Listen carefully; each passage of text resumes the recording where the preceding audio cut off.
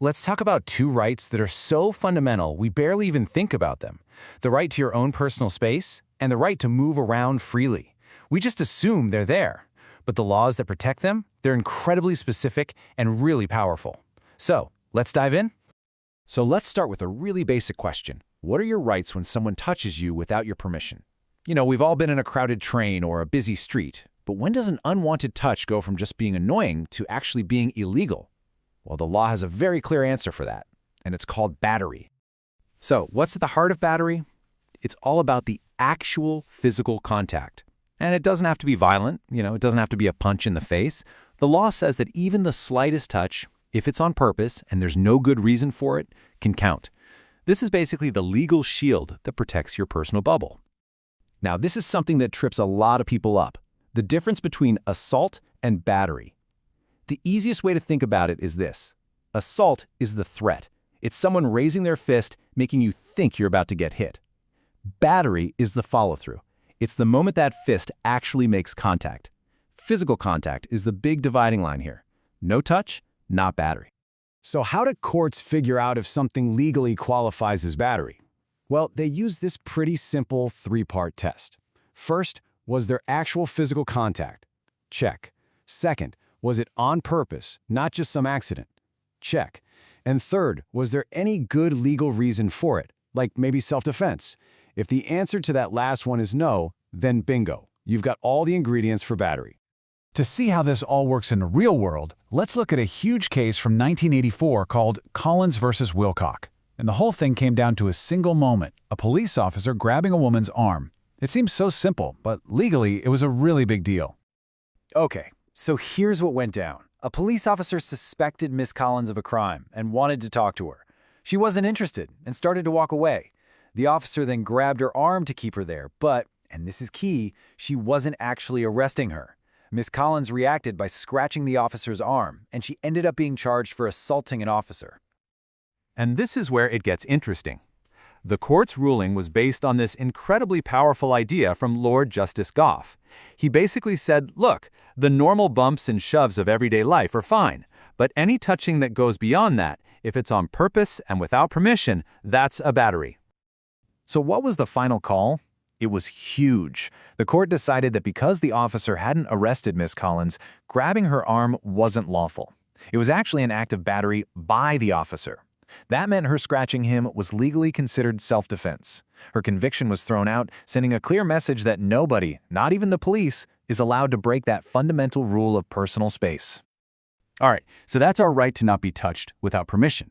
But what about our right to just move, to go where we want to go?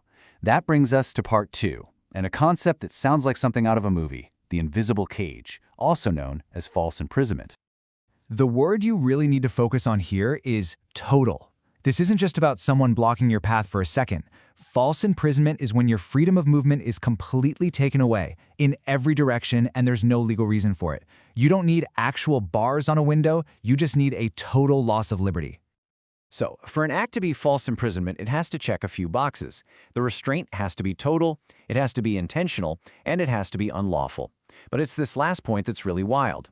The person being imprisoned doesn't even have to know it's happening at the time. The law isn't focused on what the victim is feeling, but on the wrongful act itself. To really get how serious this is, let's look at a major case from India, Bhim Singh versus the state of Jammu and Kashmir. This story wasn't just about one man's freedom. It was about an attack on the democratic process itself.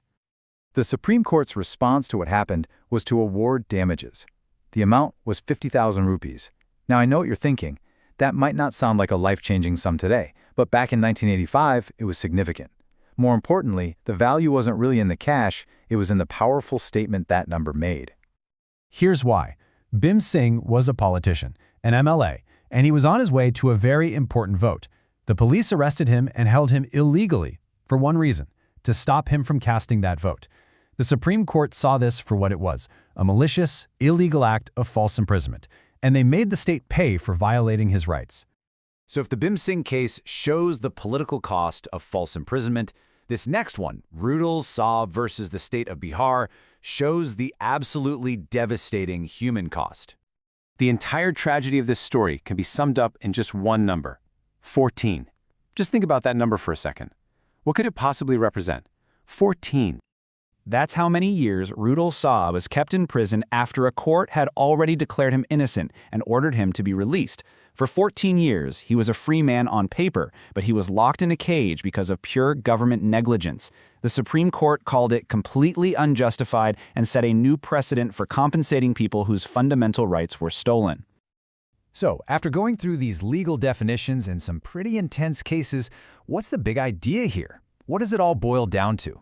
It's really all about one thing: your personal autonomy, the fundamental right to be in control of your own body and your own movement. So, to wrap it all up, what have we learned? First, the law of battery is there to protect your physical self from unwanted contact. Second, the law against false imprisonment protects your freedom of movement. And as we've seen, these are not just theories, they're real tools that can hold anyone accountable, even the government. They really are the bedrock of our personal freedom. And that leaves me with one final question for you. These laws were created for a physical world, a world of touch and gates and walls. But as we live more and more of our lives online, what are the new invisible cages? What are the things that restrain our minds, and what new laws might we need to protect our freedom there?